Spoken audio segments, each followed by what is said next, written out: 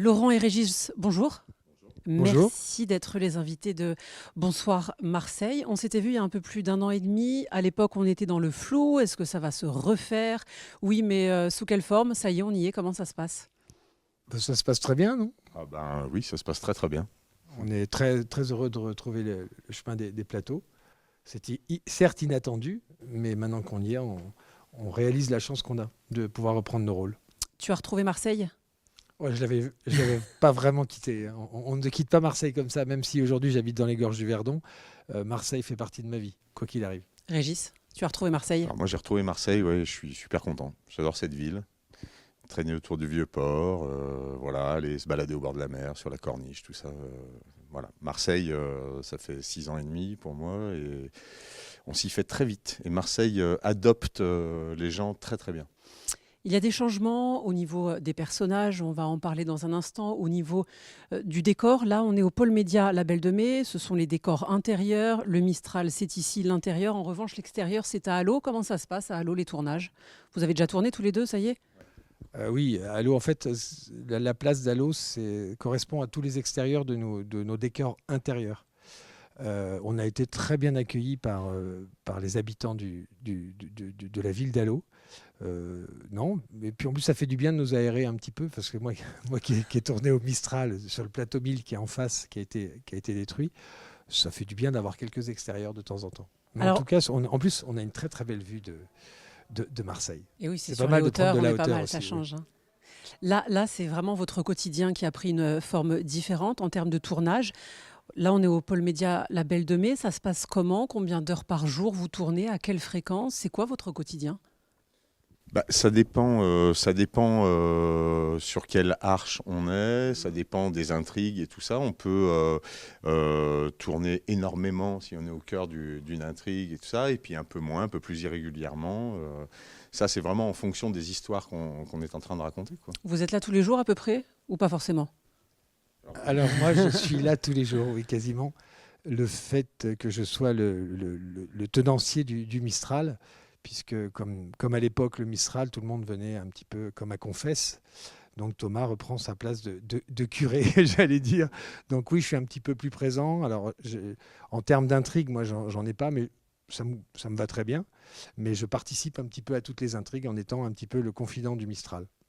Le premier jour de tournage, comment ça s'est passé? Au niveau des acteurs, on est à peu près sur 50% d'anciens qui sont encore là, 50% de nouveaux. Comment ça s'est fait les premiers tournages? Comment se sont-ils déroulés? Et voilà, la cohabitation avec les nouveaux, ça a été? Alors justement, oui, je vais en parler. En fait, je trouve ça très bien que ça soit 50-50 parce que pour des dinosaures comme moi, bon, même aujourd'hui, Régis est un demi-dinosaure. Toi, je suis au Crétacé, toi, tu dois être au Cétacé, je sais pas.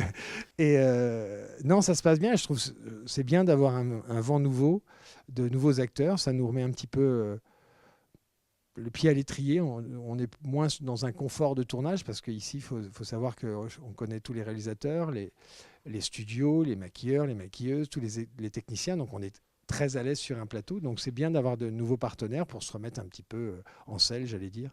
Ça donne une petite pression. Et en tout cas, d'après ce que j'ai entendu, ils sont très heureux d'être là. On a la réputation de bien accueillir les comédiens. Donc, je pense aujourd'hui, d'ailleurs, pour moi, ils font partie intégrante de la famille Plus Belle. Ouais, ça va très vite. Ça va très très vite. En fait, tu as le premier jour où tu rencontres les arrivants, machin, ils sont un peu intimidés, tout ça. Mais vu qu'ici, c'est vraiment une famille, moi, je me rappelle, par exemple, j'ai un petit souvenir, mais dont Laurent fait partie, mon premier jour de tournage en 2017. J'ai ouvert la porte et Laurent m'a pris par l'épaule, on ne se connaissait pas, salut Régis, salut Laurent, machin, et il m'a fait visiter tout le HMC, il m'a fait visiter tout le local, et il y a ce truc-là ici, vraiment, vraiment très très fort. Donc passer le bonjour, moi je m'appelle, derrière, ça y est, c'est intégré, ça va très très vite. Ça y est, le premier épisode a été diffusé lundi. On va en parler parce que, d'abord, avant de parler chiffres, est-ce que vous aviez peur de l'audience? Ouais. Non? Pardon. Tu savais que ça allait être... Non, je ne savais pas. Mais on en va fait, donner le chiffre, un peu plus de 3 millions sur TF1, nouvel horaire 13h40. On peut dire que le premier épisode, ça a cartonné. Toi, tu le savais, hein? ah non, non, Tu avais la boule en de fait, cristal? non, c'est pas ça. C'est que je ne veux pas appréhender ces choses-là. Je... Tu y pensais pas? Non, Pas de pression. On y pense évidemment dans un petit coin du cerveau. Mais après, moi, mon plaisir, c'est d'être sur les plateaux et de travailler. Après, tout ce qui est audimat, tout ce qui est communication et tout ça, c'est vraiment pas mon travail. Mais ça Je suis définit un heureux peu, évidemment oui. que ça marche. Oui. Ça aurait été un flop, je pense que j'aurais même refusé l'interview. Mais non, évidemment, on est heureux, mais je préférais ne pas y penser. C'est peut-être aussi une part de superstition. Ok. En revanche, Régis, on moi, n'était pas si Je confiant. suis un anxieux, moi. Donc, non, mais oui, forcément, il y avait un stress. Est-ce que ça va prendre? Est-ce que même si j'avais bien senti qu'il y avait un espèce de buzz qui montait là les semaines avant et tout ça, ouais, j'avais un peu. Et quand les premiers chiffres sont tombés, bah ouais, c'est super. Parce que les gens sont restés. Ils sont restés, ils sont là, ils nous suivent. Maintenant, à nous d'enfoncer le clou, à nous de faire le travail comme il faut, à avoir aucun relâchement pour même essayer de gagner des gens encore plus. Parce que toi, j'ai lu dans une interview que tu as donnée que ça a été compliqué cette période d'arrêt des tournages. C'était ta vie ici. Et finalement, du jour au lendemain, ton quotidien s'est perdu. Tu as dû refaire autre chose. Comment tu l'as vécu, cette Oui, pause? alors, mais j'imagine comme plein d'autres comédiens sur la série. Moi, ouais, tu as peut-être lu une interview. De chez toi. Voilà, de chez moi. Mais oui, moi, je vis à la campagne. Donc, forcément, quand ça retombe, ça retombe fort.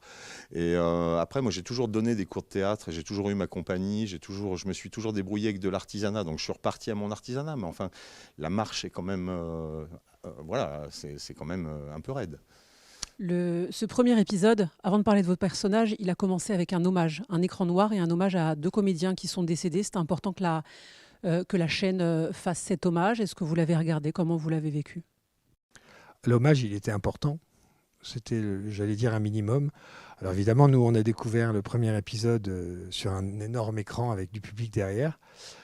Alors, je pense qu'on a tous eu notre frisson, mais c'est bien que la chaîne l'ait fait pour le public. En fait, c'est peut-être plus pour remercier le public.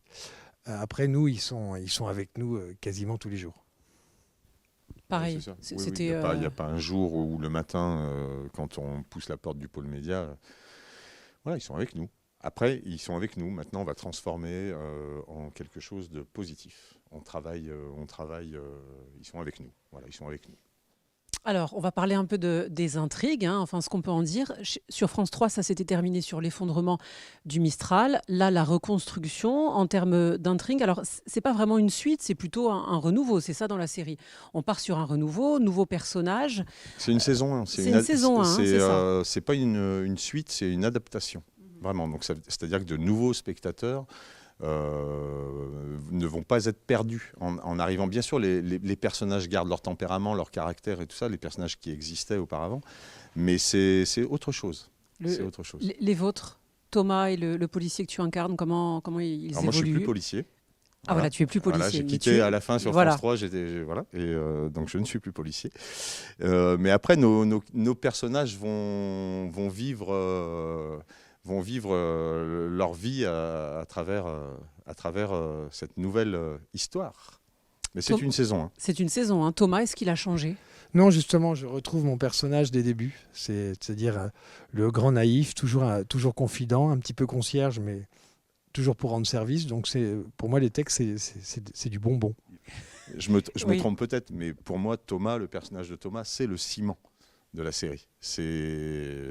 Voilà, Laurent est modeste, mais c'est lui qui fait le lien. Est-ce qu'on peut dévoiler 2-3 trucs sur les nouvelles intrigues? Est-ce qu'elles diffèrent? Est-ce qu'elles sont différentes? Alors, on ne peut pas dévoiler. Pas grand-chose. Hein. Non, pas grand-chose. C'est juste une chose, c'est que l'ADN de Plus Belle est toujours le même. Les personnages sont restés le même et on va toujours autant parler de la vie des gens. Ce qui est important, ça serait dommage de faire autrement, puisque c'est pour ça qu'on a été suivis pendant 18 ans. Dernière petite question pour terminer. On a assisté avec Manon au tournage tout à l'heure. Vous apprenez beaucoup les textes. On se demandait, est-ce que c'est du par cœur? Il y a de l'improvisation? Comment ça se passe? Non, aucune improvisation. On doit apprendre nos textes. On peut être libre sur certaines choses en les proposant soit aux gens de l'écriture qui sont en haut à la production ou aux réalisateurs en direct. Des fois, on fait des petites impros, ça c'est sûr. Mais le texte, on doit le savoir, justement pour être libre après de jouer. pareil. Oui, hein. oui, Oui, ça. c'est pour tout C'est-à-dire, le monde bah, pareil. en plus, je pense qu'il faut être au cordeau sur le texte parce qu'il y a une continuité dans une histoire. On peut tourner dans le désordre et tout ça. Donc, se permettre trop de liberté, nous, on n'a pas le. Il faut quand même que notre histoire tienne la route. Et puis voilà, il y a des scénarios écrits. On joue ce qui est écrit. C'est un métier. Merci. Tu voulais rajouter quelque chose? Chacun son boulot. Chacun son Il y a boulot, les auteurs tout à et puis il y a les acteurs. Exactement. Merci beaucoup à tous Merci les deux, à vous. Laurent et Régis. Merci infiniment. On vous laisse retourner sur le plateau juste derrière.